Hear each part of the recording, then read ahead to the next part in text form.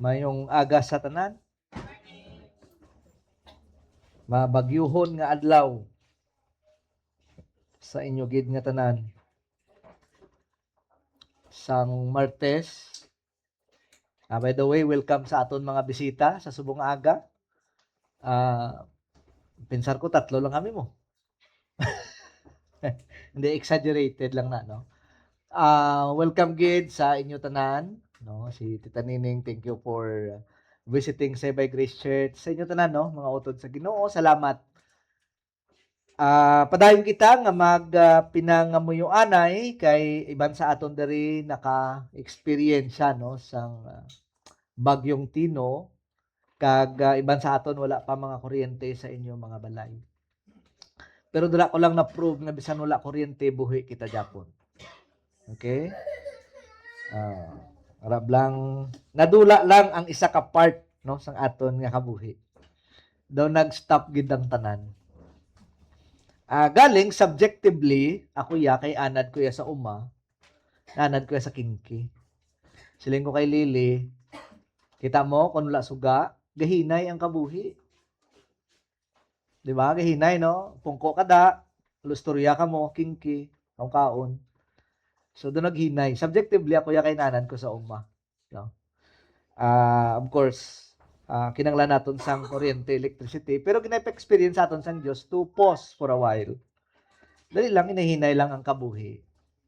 Pero na-prove naton nga bisan wala kuryente, may mga sacrifices, no? Mamaypay ka dai hasta magagang pay kapoy. Pero isa lang gid ang na-prove naton that God still faithful. Kag of course ang aton mga experiences nagapamatuod sang katutom sang Ginoo sa aton mga kabuhi. Sang Martes ang experience ko grabe, no? Kung sa diin pa to yung nagtututuduhangin, ara po kaya sa highway nga nagadrive. Kag pamatsagan mo do, arap lang tutuon nga movie bla. Nasamtang ka drive ka sa lakyan. Ang mga signages, mga kahoy galinupad. Tapos may helmet kuya mo sa lakyan. Sang Martes wala gid ko kasulod sa amon lugar, sa amon balay kay natanan ko nga dalan na black na no sang kahoy. Ati 2 or 3 ka oras nga panapas amon to sa Hisusa. No kag sa kaluoy sang Ginoo ti nakasurvive man ta. No ang amon balay nadagdagan sang kahoy.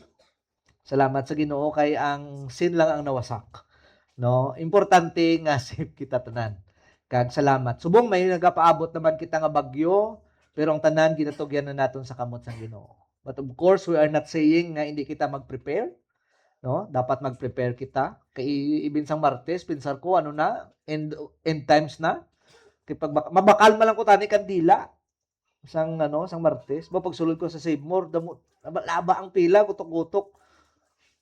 Siling ko grabe ba na panic buying, no? Pero ako niya baklo niya malo ko kandila lang. May kandila. So, salamat sa Ginoo nga sa agi nga bagyo gin proteksyonan kita sang Dios. Kagari kita nagaupod sa panimbahon.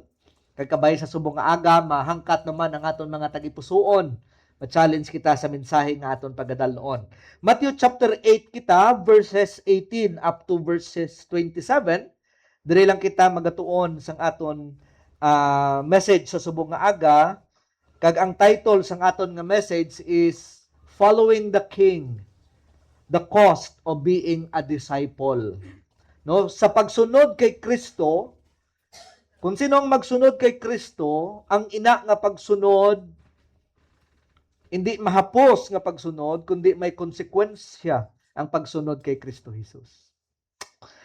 Basahon ko sa hiligaynon, Matthew chapter 8 verses 18 to 27.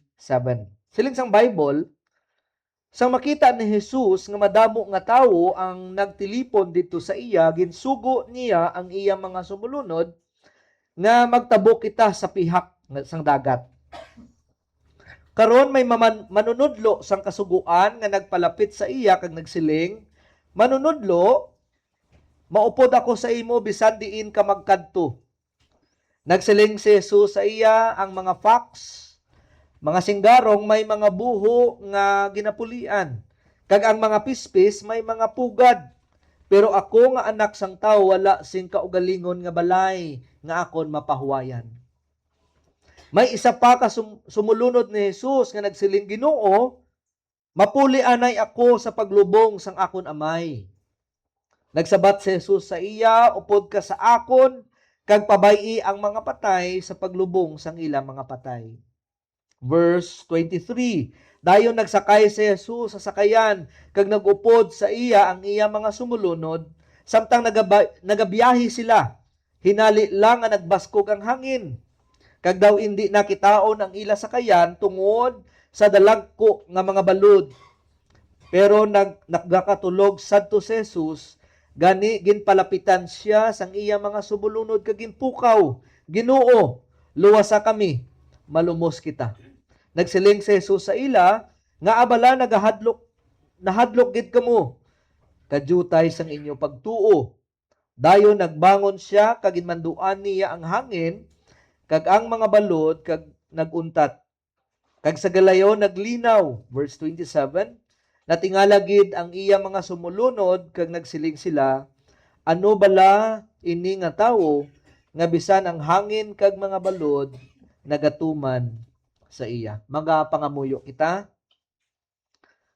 sa imo amay nga langit nun, Dios sang amon nga kabuhi, nagapasalamat kami Ginoo sa pihak sang bagyo nga nag-agi, sang sini nga semana, halungan mo gid ang imo mga kaanakan. Sa tuod lang wala man kami sang kapyot sang amon kabuhi. Anytime we can encounter man sang mga aksidente, pero Ginoo, salamat sa imo gihapon ng himaya nga even ang amon heart na pun-an sang kahadlok, pero sa pihak sina gin-comfort mo kami paagi Lord sa pag-preserve sang kabuhi namon Ginoo. Ginasubmit namon amon life sa imo Dios. Kay nagapangayo kami sang patawad sa mga sala nga nahimo namon sa imo consciously or unconsciously. Mga butang Ginoo nga hindi nakapahimaya sa imo, patawara kami o Dios. Blessed ang ini nga congregation, blessed ang amon nga pagtuon. Matuna amon pangamuyo, Father God, in Jesus name. Amen and amen.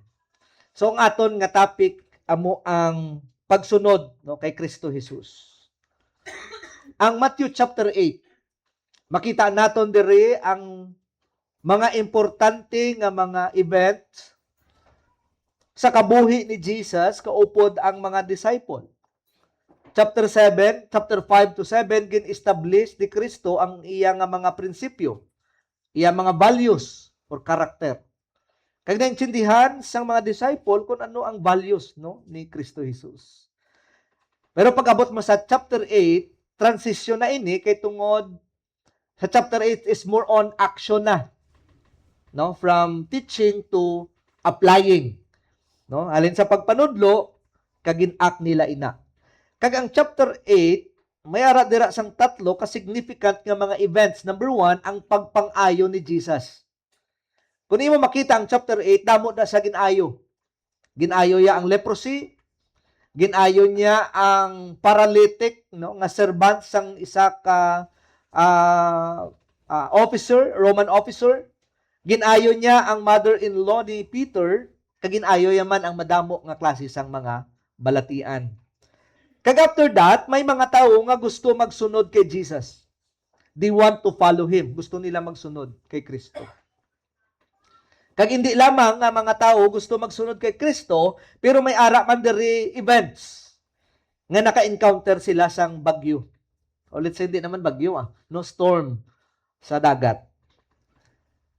And kung makita naton ang verse 18 to 27, I want to highlight sang sini nga kamatuoran. May mga tao nga gusto magsunod kay Jesus Christ. Now, gusto ko ipalabot sa inyo tanan nga ang pagsunod kay Jesus hindi mahapos. Tama? Following Christ is not easy. Following Christ, hindi niya comfortable life. Kay man si Jesus nangako nga kung gusto niya magsunod sa iya or naton, ang life mangin tawhay. Wala mo sina sa Bible. Kag kung may mga pastor nga nagahambal nga kung magsunod kamo kay Jesus, ang kabuhi mangin smooth, false teachers na. Or let's say na lang hearsay. So question, or in this passage, there are many people wanted to follow Jesus during sang iyang ministry. Kaya makita natin sa chapter 8, the crowds, ang mga tao nga ara sa iya palibot, they were amazed by His miracle. Na-amaze sila sa milagro nga ginahimo ni Jesus. Na-amazed sila sa pagpanudlo ni Jesus, kag na-amazed sila sa authority ni Jesus. But take note of this, wala si Jesus nagkaridiri para magtipon sa sang madamo nga crowd. Jesus Christ came to what? To train genuine believers. To win true disciples. So nga akon pamangkot sa subong nga aga, why these people want to follow Christ? Nga ang ini nga mga tawo gusto magsunod kay Jesus. Ang gusto ko ini personalize sa aton sa subong aga, ang pamangkot ko nga gusto mo magsunod kay Jesus. Anong imo motive? Kung mamangkot ko sinong gusto magsunod kay Jesus, kabalo ko mahansap ka mo. I want to follow Christ. The same, sang crowd, tungkol na witness nila, ang mga ginapanghimo ni Jesus nga mga milagro, then, nag-commit sila nga, Lord, I want to follow you. Pero ang question ko, nga gusto nila magsunod. Mga utod ko sa Ginoo, ang pagsunod kay Jesus, as what I said, hindi mahapos. Ano ang tawag sa mga tao nga nagasunod kay Jesus? Disciple. Ano ang mga disciple? Disciple is a follower. Bisan sino ang imo ginasunod, ikaw mangin disciple sang sina nga tawo.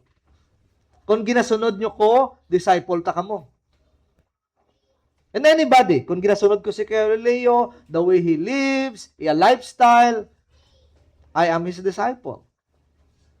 Pero Christian discipleship is different. Nga man, kay magsiling kita gani, disciple of Christ, then amuning bot-silingon. To be a disciple of Jesus, to be a follower of Jesus, if you want to follow Jesus Christ, means we must follow His life, His teaching, and His mission. Kung magsiling kita gani nga kita tanan follower ni Jesus Christ, hindi lang kita follower in mouth, kundi follower kita sang iya nga kabuhi, iya balmatasan, ang iya pagpanudlo, kag ang iya nga misyon. No matter what the consequences is. Meaning to say, kung ginatawag naton ang aton kaugalingon mga sumulunod ni Jesus Christ, then ang challenge dapat sa aton amuni, dapat sundo naton kung paano siya nagkabuhi. Not in perfections, of course. Kung paano siya nag-mission, kag kung paano siya, mga utod ko sa Ginoo, magpanudlo. No matter what the cost. A true disciple does not just receive blessing. They also carry responsibility. Mga utod ko bilang disciple ni Jesus, hindi lang ni nga ang gina-anticipate naton, okay, because I follow Jesus, I am excited for the gift of Jesus. Hindi na iya. Following Christ is a responsibility. Ang pagsunod kay Jesus Christ, may responsibilidad ina. Ang Christian, wala yagin design para mag-PPP. Anong PPP gani? Pero kabalo ka mo, hindi na negative. Hindi na yan negative. Di ka kakita nga nagpungko ka na. Kag nagpamati, negative, di pwede. Positive na iya. PPP, positive. Pungko, pamati, puli. That's literal, practical. Nagano kagit sa church, wala nga lang ano kagit. Kundi, pag-abot mo sa simbahan, mapungko ka to, mamati ka sang preaching, puli. Iba niya gina-negative. Galing, wala lang dapat nagpundo lang. Pungko ka sa church, good. Pamati, very good. Puli, good. Pero hindi lang dapat amo ng Christian. Dapat mo tangan taman sang punta, participate. Participate, meaning be active and work. Sometimes, gina-negative lang tatlo kapi mo, no? This one, realize ko, hindi man igalit negative. Butangan lang dugang. Oh, purpose. No? Hindi na ta malipat, may purpose manggaling Christian, pungko, pamati, puli, participate. Meaning to say, kung magsiling ka gani, I am a follower of Jesus, sumunod ko ni Jesus Christ, meaning to say, we are called to participate. Dapat mga participant kita sang buluhaton sang Diyos. Hindi lang kita ya mga daw nagalantaw sang sini, kag siling ko gitbow. Likaw. O panago. Ikaw lang direktor ako. Life is not like that.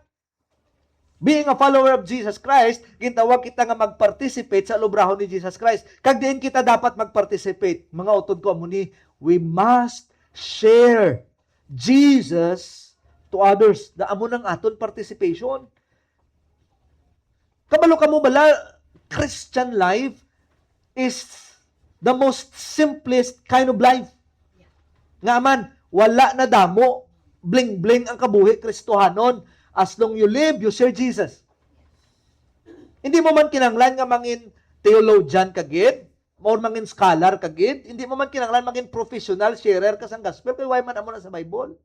As long as kilala mo si Jesus, kag ipakilala mo si Jesus, that's fine. Mga utod ko sa Ginoo, following Jesus Christ is not easy, or it's not just about blessing, but following Jesus Christ is responsibility. That's a disciple. Pero pastor, ano yung discipleship? Discipleship is the process of growing in Jesus. Disciple is a person. Discipleship is a process of growing. So, lain ang disciple is refer to a person. Ang discipleship is refers to the process of growing. Amo niyang discipleship. Kung magsiling ka may discipleship, that meaning to say, that program is designed para kita tanan magtubo kay Kristo Jesus. That is why ang pulpit diri gin-design ini para kita tanan magtubo kay Kristo Jesus. So that's a discipleship. Now, mga utod ko sa Ginoo, ang akon nga gusto naton i-check sa subong nga aga, mabalik ako sa akon first question, why do you want to follow Christ? Nga gusto mo magsunod kay Jesus? No matter the cost, no matter the consequence, nga man, later on, makadto kita sa aton nga text, why did the crowds followed him? Tanawan nyo bala ang crowd rao? Sa verse 18, manotice ninyo, when Jesus saw a crowd around him, crowd, at this time, ang ngalan ni Jesus nagiging popular na. Can you imagine, naka-attract sa crowd ang iya ginaubra? So why the crowd wants to follow him? Kag in this text, may ara dira duwa ka person specifically nga gin-mention ng aton author. Number 1, may ara dira gusto nga magsunod sa iya nga scriba or teachers of the law man. Ikaduwa, wala man gin pangalanan. In fact, ang duwa ni wala ngalan. Scribe and a disciple. Meaning, wala gid gin-specify ni Matthew kung sino gid ni sa para at least malocate man lang naton. Pero I think iniga speak in general. Ama? In general. Now, tanawon naton ano ang senaryo sa sini nga encounter ni Christ sa duwa katawo while he was on the crowd. Why the crowds wants to follow him? Why the scribes wants to follow him? Ano kaya ang iya nga motive? Now, reminders. Some people followed Christ for His blessing.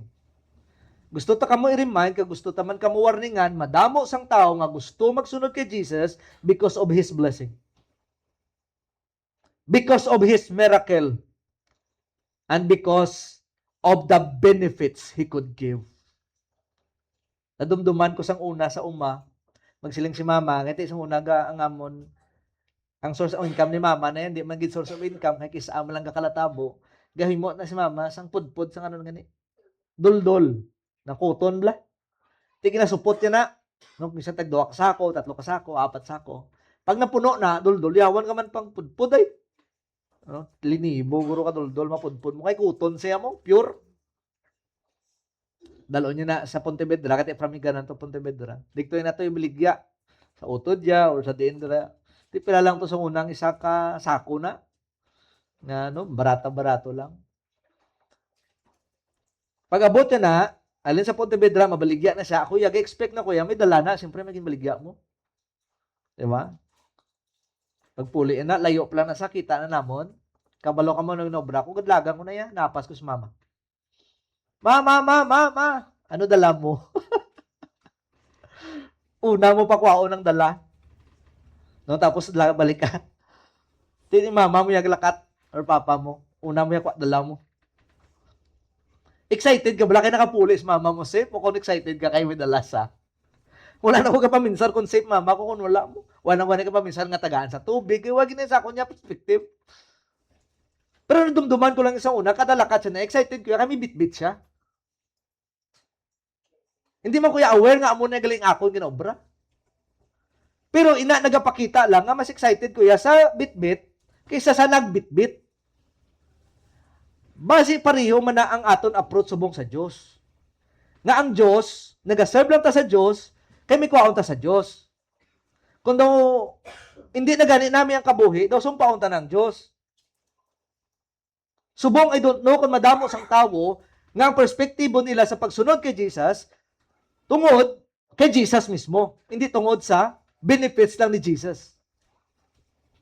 Amo na madamo nga tawo tungod ang simbahan nagahatag man sa ila false hope nga kung ara kay Jesus ang life magiging okay and then Christian na establish sa sila nga pagpanudluan nga kung mag-abot na gani ang kabuhi nga rough road sila kabuhi do basulon pa nila ang Dios. Kay nga man naga-expect sila nga kung magsulod na sila kay Jesus Christ ang kabuhi smooth na.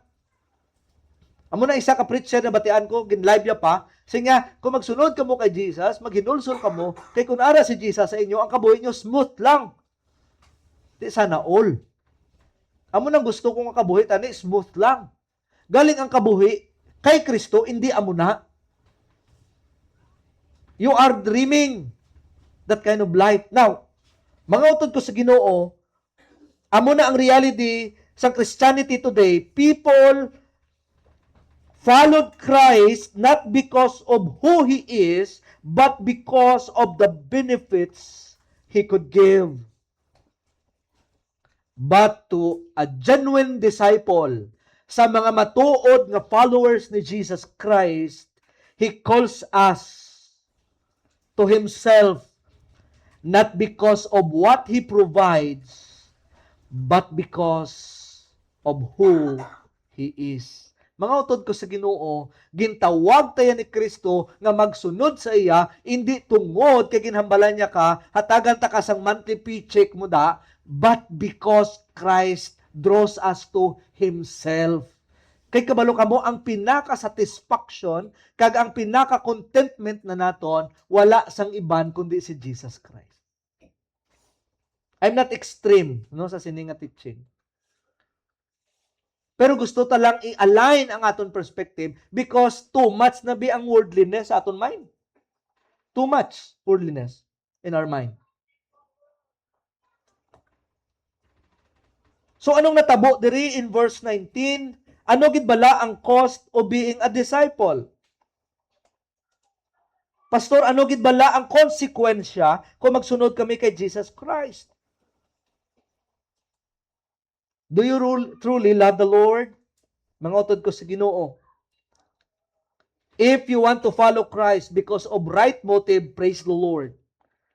But after that, mga utod ko, may consequence sa pagsunod kay Jesus. Now, in verse 18, makita natin ang settings crowd around Jesus. And he orders to go over the other side. So maagi sila sa Sea of Galilee. But in verse 19, kag sa 20 up to 22, may duwa siya ka-encounter sa duwa ka tawo nga gusto magsunod sa iya. Ang first dira, in verse 19, and a scribe came up and said to him, Teacher, I will follow you wherever you go. So ano ang statement sang sininga scribe? Manunudlo, maupod ako sa imo bisan diin ka magkadto. So question, are you sure? Wherever? Africa, Japan, wherever? Kaya question na, wherever you go. Wala, hindi mo masam na question niya, whatever you do. So anong sabat ni Jesus? Anong sabat ni Jesus? Foxes have holes. Kag ang mga pispis may pugad nga ila pulian. Pero ako but the Son of Man has no place to lay his head. Now, kung may makita ka mo nga phrase, Son of Man, nagapakita ina sang divinity ni Christ in human form. Son of Man. Pagpakita ina sang pagpaubos ni Kristo from His divinity in human form. Son of Man. Now, ano ang hambal niya? Foxes have holes and bird have nest, but the Son of Man has no place to lay his head. Sometimes there are extreme discipleship. Kaya kung magsiling nga, kita mo si Jesus, gani, wala balay. Diba? Why is a place to lay his head? Kung gusto mo gidya magsunod kay Jesus, dapat di ka na patindog balay. Mas ko nga discipleship. Jesus Christ is not saying, do not build a house. Why bisa gambal sina? May balay si Jesus? Wala. Mayara. Sa balay ni nanay, kay ni tatay, In my Father's house are many mansions. Pero ginapakita ni Lord Jesus Christ, kabalo ka sang ginahambal mo sa scribe. Kabalo ka balas ang consequence kung magsunod ka sa akon? Kabalo ka kung ano ang gina-implied. Ano ang implied nga message ni Christ sa sining nga skriba? By the way, ano ang mga scribe gani? Ano sila? Mga scribes.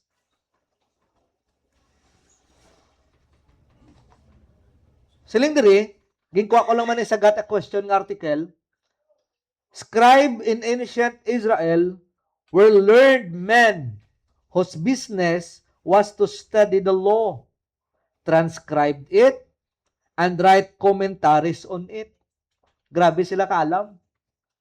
They were also hired on occasions when the need for a written documents arose or when an interpretation of a legal point was needed. Example, sang sakascribe si Ezra sa Ezra chapter 7 verse 6.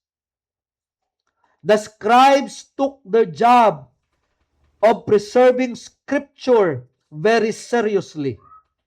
They would copy and recopy the Bible meticulously, even counting letters and spaces to ensure its copy was correct.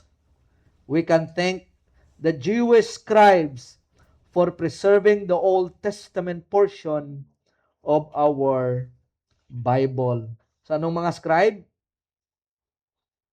Mga naga-interpret law, mga nagasulat, mga abogado, ang mga skriba. Kung i-equate naton, no, ang pagiging abogado sa aton modern times, hindi ba mga abogado, mga respectable person? Pagka may abogado ka nga kilala, do abogado ka man mo. Respectable people. Hindi sila basta-basta. Ang hard work. There is a scribe who wants to follow Christ. Anong implied ni Jesus? Are you willing Nga ano? Bayaan mo imo work as a scribe to follow me? Si Jesus, wala saya ginsugo dayon, ay salamat gid noy. At least na-realize mo. Okay, come to me and I will give you the desire of your depraved heart. So, kini nga scribe, wala ni Jesus dayon gin-welcome, pero naghambal siya or nag-respond siya metaphorically, tungod he wants the scribe to understand the consequence of following him. So meaning to say, kung sa ilang nga time, ang ini nga mga scribe, they are what? Popular, respectable, ano pa? Comfortable, ano pa? Ang ila obra maayo. Mga utod ko sa Ginoo, what Christ is saying here sa scribe nga gusto magsunod sa iya, nga siling niya, if you want to follow me, it may cost your reputation. Kung gusto mo magsunod sa akon, pwede nga madula ang manami mo nga reputation sa Jewish nga perspective. Because idol ka gid sa mga Jewish people because you are a scribe. And then masunod ka lang sa akon, sinugig ko. Ngayon wala ko gani balay. Or wala ako sang permanent place to stay, kay bisan diin lang kuya. Because ang thinking ni Jesus, missional. Meaning to say, Christ wants him to understand nga kung magsunod ka sa akon, it may cost your reputation. The scribes who wanted to follow Jesus risk what other religious leaders would think of him. Ano yung mambasang mga upod mo karon? Ha? What about the Pharisee? Anong mambasa mga Pharisee? Gusto magsunod kay Jesus? Sino na sa? And in fact, Pharisee hate Jesus. Scribes hate Jesus. Tapos sini nga scribe, maupod kay Jesus. Ano ang ihambal sa imo mga upod kung mag-upod ka sa akon? Ano ginahambal ni Jesus? Are you willing to face criticism, persecution tungod sa akon? That's the consequence of following Jesus. Ano pa? It may cost your comfort. Dako sweldo mo, ginabaydan ka mo. Dili sa ako niya, dinta, why man ko source of income? Si Jesus, why man di ka tudlo livelihood?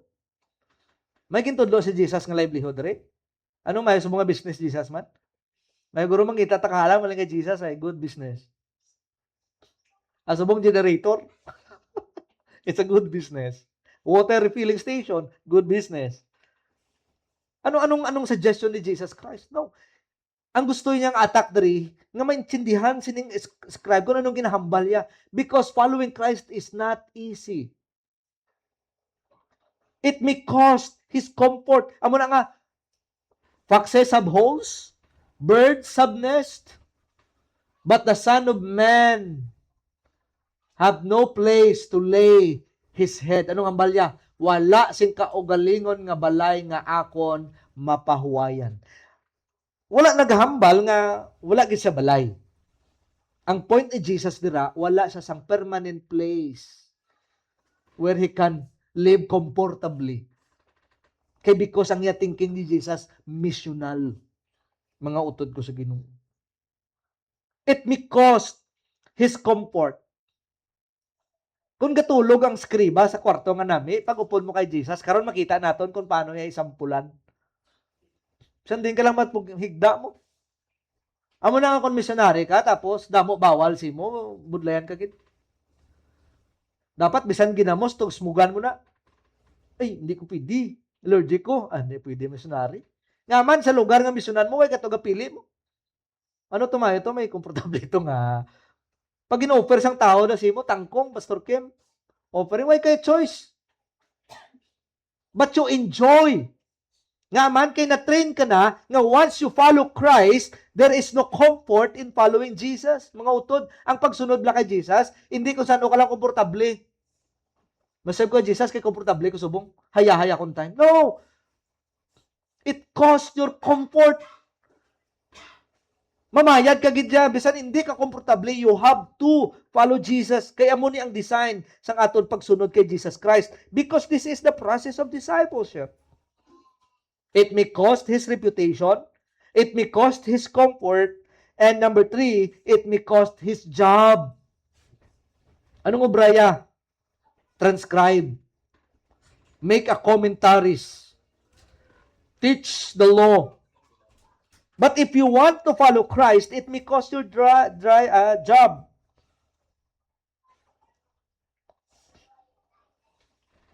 So question is, are you willing to pay the price for the sake of following Christ? Amo na mga utod, pag ginambal nga Christian ka, challenging life na. Pero very simple nga kabuhi. Challenging but simple. Ang pagsunod kay Jesus, wala na bling-bling sa kabuhi. Ang kinahanglan lang sa pagsunod kay Jesus, tagipusuon. Anong requirement sa pagsunod kay Jesus? How? Not a comfortable life, Lord. Or let's proceed to another one. Next verse. Time out. Tayo lang kung basi kung overtime ko. Verse 21. Another of disciples said to him, Lord, let me first go and bury my father. Anong hambal niya da? May isa pa ka sumulunod ni Jesus nga nagsiling, Ginoo, mapuli anay ako sa paglubong sang akon amay. Nagsabat si Jesus sa iya, upod ka sa akon, kag pabayi ang mga patay sa paglubong sang ila mga patay. Paano na ito na-interpretin ha? Simple lang mga utod ko sa Ginoo. Kabalo ka mo sa Jewish mind, sa Jewish culture, kung magamit ka sang phrase nga, let me first go bury my father, doesn't mean nga iya tatay na patay. Sa Jewish understanding, amo ni, Lord, mapuli anay ko, kay hulaton ko, nga mabaton ko ang akon inheritance. So meaning to say, naghahambal man na sa nga mabaton lang sang isa ka bata ang inheritance from the father kung mapatay ng father. Pero not necessarily nga napatay na daya tatay. Anong point sang bata? Lord, masunod lang ko ah. Kung mapatay ng tatay ko, wala na napatay kung mapatay na. Kag mabaton ko ang akon inheritance and then I will obey you. So ano ang ginanamin ni Jesus dira sang ginsabat niya nga, let the dead bury their own dead. Your inheritance is not your concern anymore. If you want to follow Christ. Di kung damo niya manggad, babayaan niya lang ni. Lord, masunod ko sa imo, pero dali lang gid. Hulaton ko, anay nga mabaton ko akon man ha. Kaya ti, mapatay mo lang gurus tatay ah. Ti, nag-imo ka pa, imo kondisyones kung saan o tinapatay sa tatay mo, andis ka lang yung magsunod kay Jesus Christ. Anong hambal ni Jesus? Let the dead bury their own dead. Ano ang dead dira? Sa una nga phrase nga dead, or word nga dead, gingamit na ni Jesus to describe spiritually dead people. Let the spiritually dead people ang dapat mag-ubras ang ilang mga aktibidad. Hindi na yung nga literal dead, kung ang dead, nga physically dead, kundi nga namin niya da, let the dead, the spiritual one, the spiritually dead person, nga mag-ubras ang ilang mga concerns. Hindi mo na yung concern. Now, if you are a son and you want to follow Jesus Christ, anong ginahambal ni Jesus Christ? Number 1, it may cost your riches. Number 2, it may cost your relationship. Jesus did not say, hate your father. But Jesus, it might or may say, are you willing to leave your father for my sake? He did not teach hate. Pero naghahambal si Jesus, di willing kamayaan imo tatay for the sake of me? Yaman, kay misyonal kuya mo. Pwede ka ba siya papasboy ka? Kaya hindi ka mabuhi ula sa tatay? Di, are you willing? So anong ginahambal ni Jesus Christ? Kung subscribe, it may cost your reputation, it may cost your comfort, it may cost your job. In here, it may cost your riches, your inheritance, at the same time, your relationship. Or fellowship, sorry. It may cause your fellowship with your Father. Nga man, I want to follow the Lord. Take note of this. Jesus did not say hate or even ang discipleship, ang bata, walang naghambal, Lord Hindi ko na pagsipakons, tatay.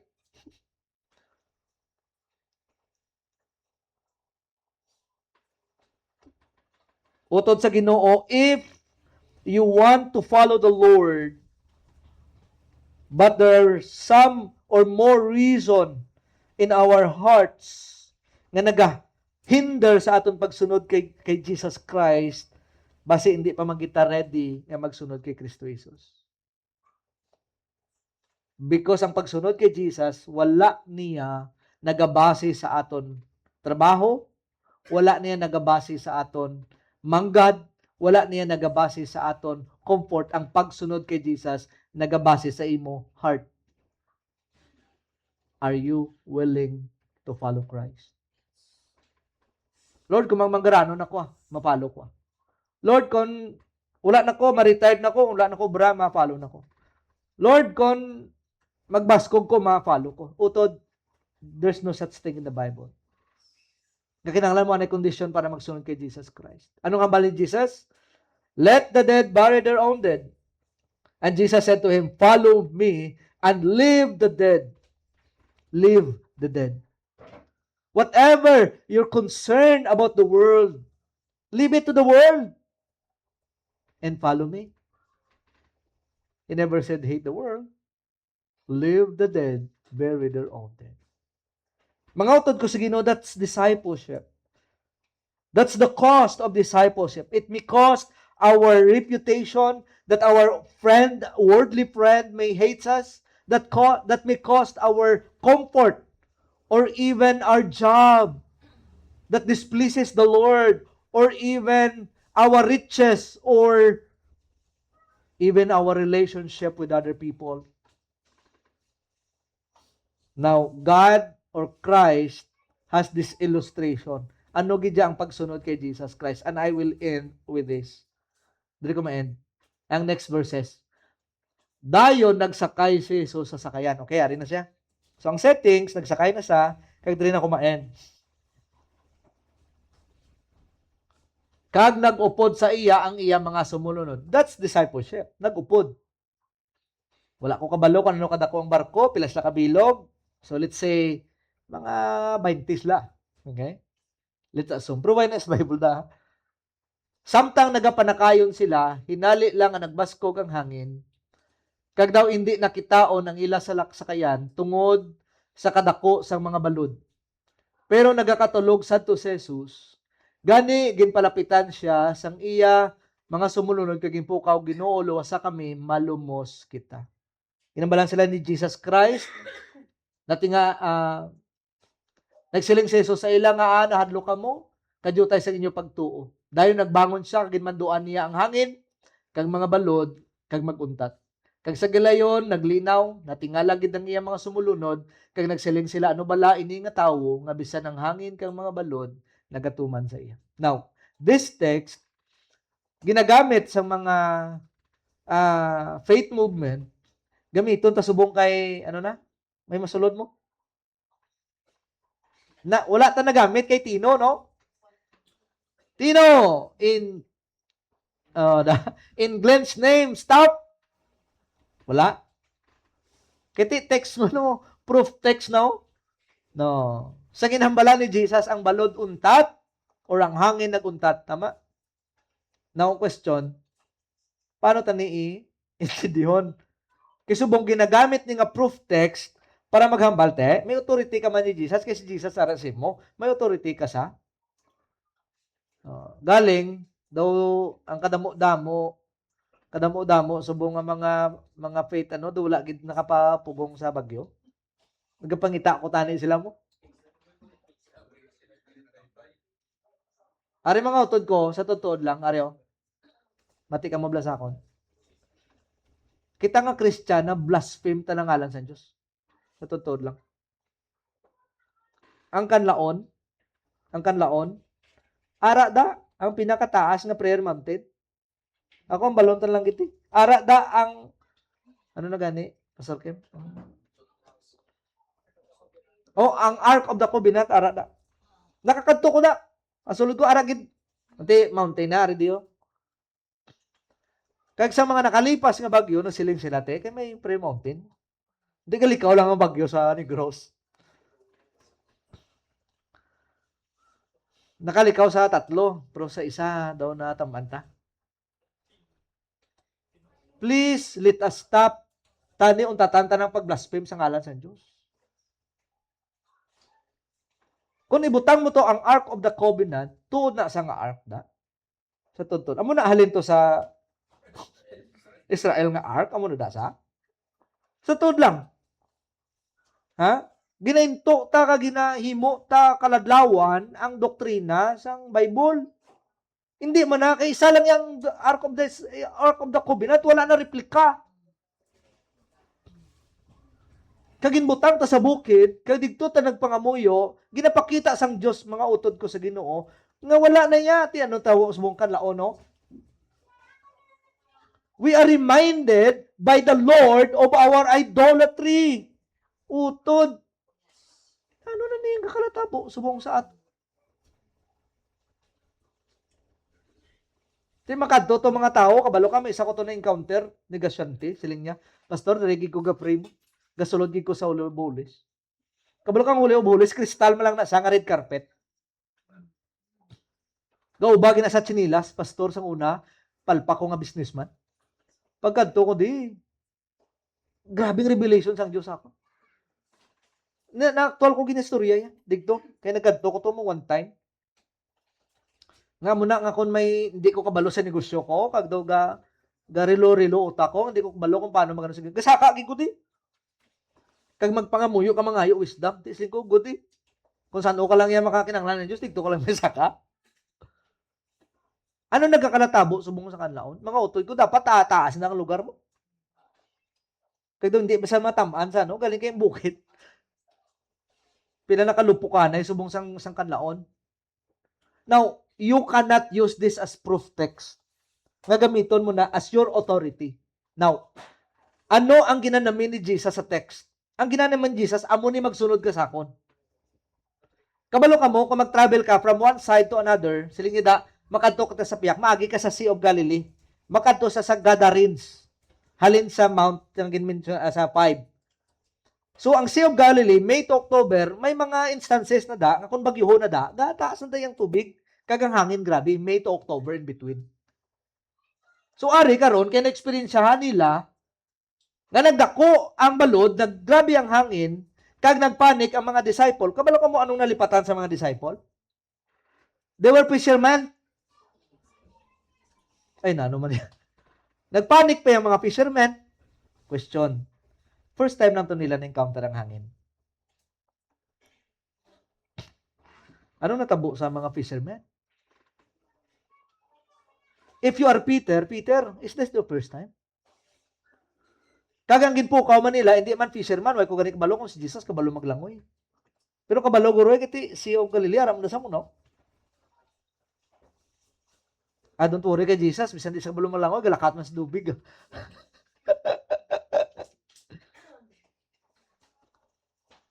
Is this an accident? This is how you follow me. Are you willing to face the storm? Because this is reality. This is discipleship. Are you willing to face the storm? Te, pag sample ni Jesus, masiling sa guru sa scribe, te, gusto mo pa?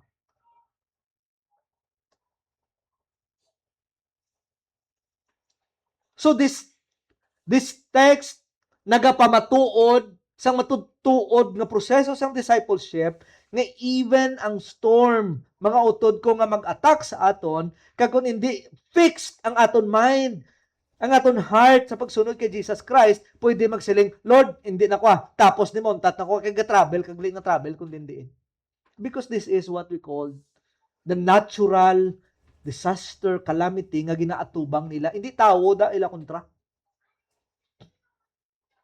So instead, these disciples would say, sige lang, relax lang, may mga life jacket, o, maprita guro anay, Anong response sa mga disciple? Nagpanic sila. And I agree sa ilang response nga man. Because it speaks of who they were.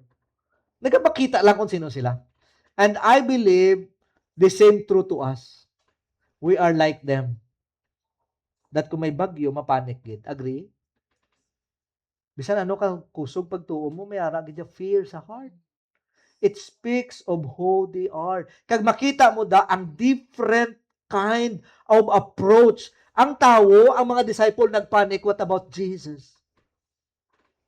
And we are this disciple nga pag storm sang kabuhi, dayon naton panic instead of pray. May nakita ka na nga nagpray sa ila?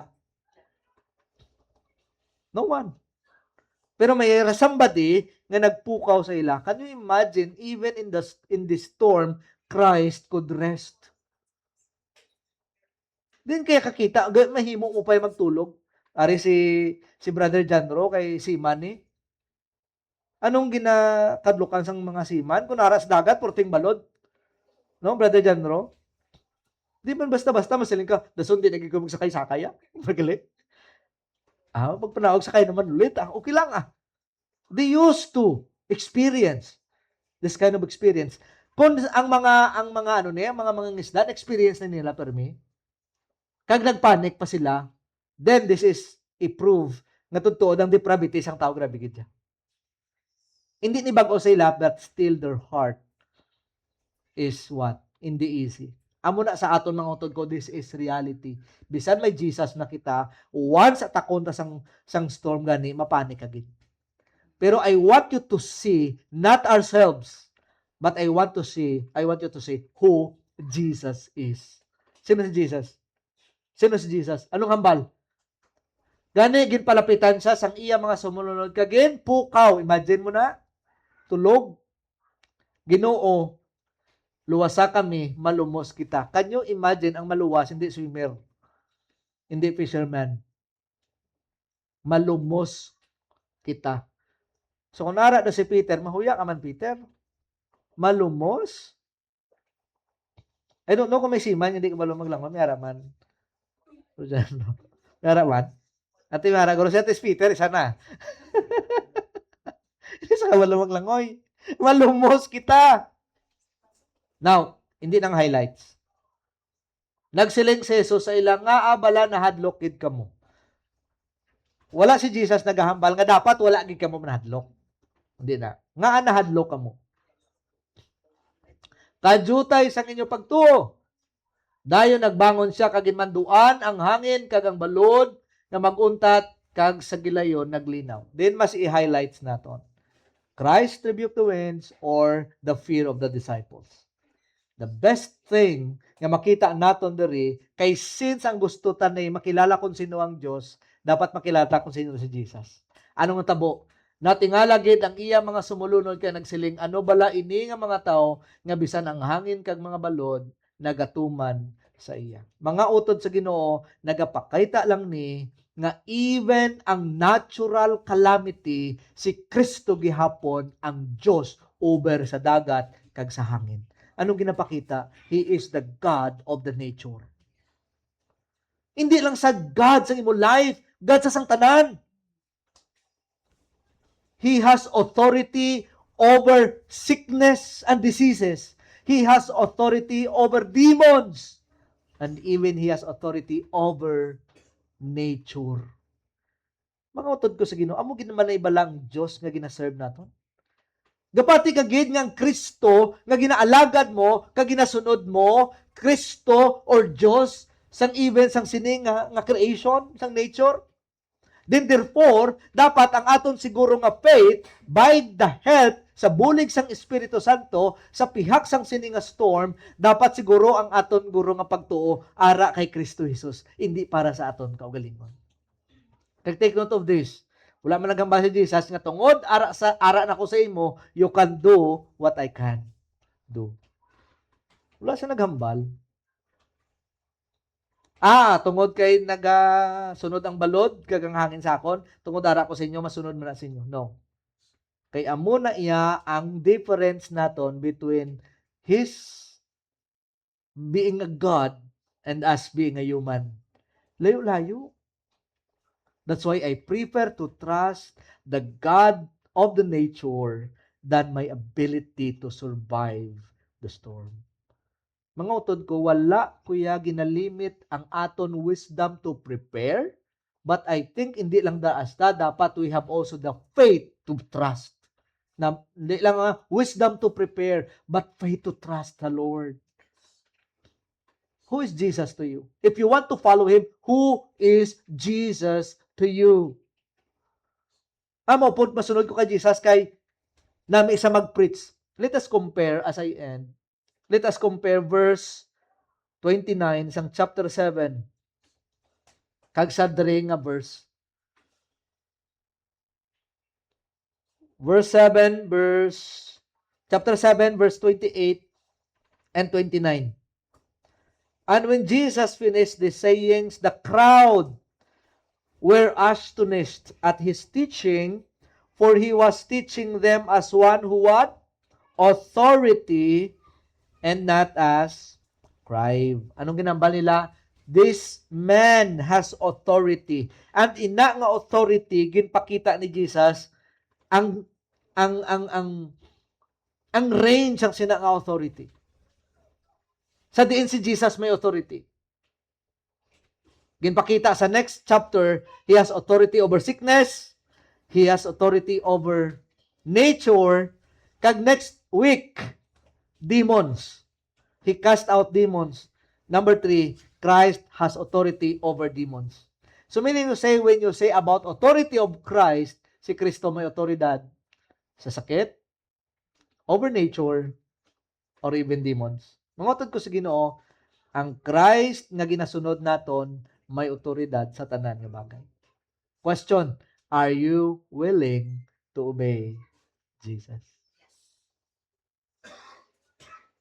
Mangotod ko sa Ginoo, as a disciple of Jesus, if you follow the King, trust Him completely.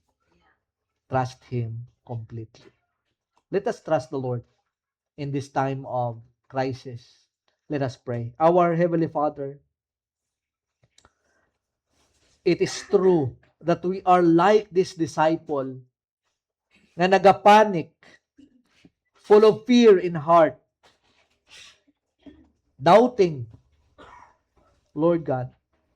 But please help us, by the help of the Holy Spirit, to trust you over this circumstance, because you have authority over sickness, you have authority over nature, you have authority over demons. That's who you are. The God who has authority over our lives. Matthew chapter 28, in the last chapter, ang Bible nagahambal, all authority has been given to me. Father God, amo na iyang imo. All authority has been given to you by the Father. Gani, amo ni ang picture nga ang ina nga authority, authority over our lives, authority over our salvation, authority over sickness, authority over nature, authority over demons. Therefore, Philippians would say, Lord God, every knee will bow, every tongue confess that you are the Lord. Thank you. Bless your congregation. We ask your protection in Jesus' name. Amen.